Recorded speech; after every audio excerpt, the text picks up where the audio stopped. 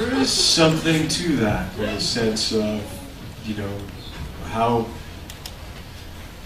can we entertain? What is entertaining? Or I think, you know, human life is, you know, always surprising, and we're confronted with.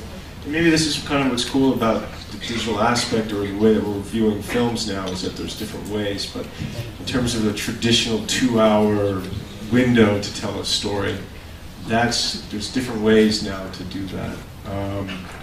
I don't think they'll be running out of situations, but certainly the literacy, at least in the West, the filmic imagistic literacy is at a very high level now. You know, when I'm talking, you know, in terms of the audience, say, now in mainland China, who's being exposed to so many more films, their imagistic literacy or their filmic storytelling literacy is different than yours. You know, for us, how do we tell a story now is different. You know, and how will we tell our stories? And I think, you know, we'll always be interested in love. You know, that one's pretty secure. And the flip side of that, porn is pretty secure. Are we afraid that love will run out? That's the big fear. But I would just like to say that novelists, essayists have not run out of stories yet either. And we also are, if you haven't noticed, we are raging narcissists. So we never get tired of watching human beings act out human things that we can sit as human beings and relate to. So that's not going to go away. It's like saying, well, you know, will Ibsen go away, or will Shakespeare go away, or you know, and will Mammon go away? It's, you know, they're not going to go away. It depends if someone grabs them and does them. They might be forgotten.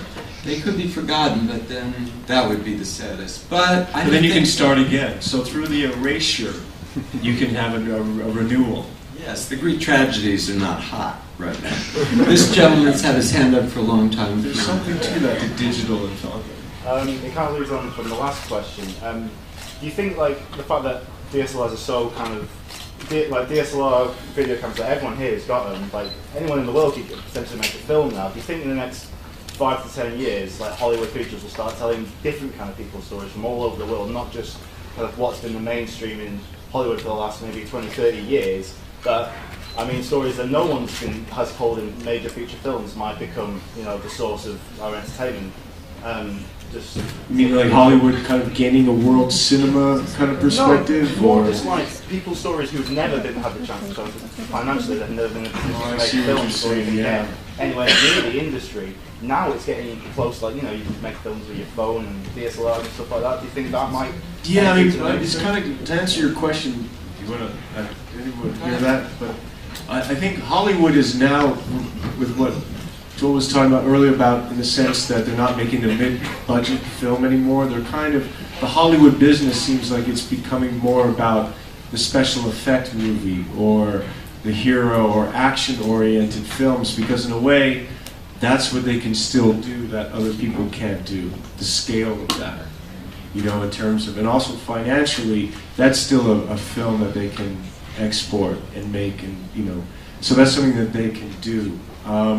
So it's even harder to get a big budget Hollywood drama told. I think Warner Brothers does one a year, like by mandate. You know, Fox, no.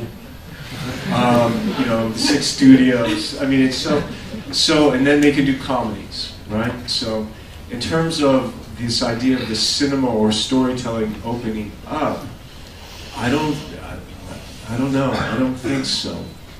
But to fill that in, there are a lot more American independent entities making films. So I don't know. I mean, definitely the tools are being appropriated. Again, like in the horror genre, the Paranormal Activity series coming out of the States.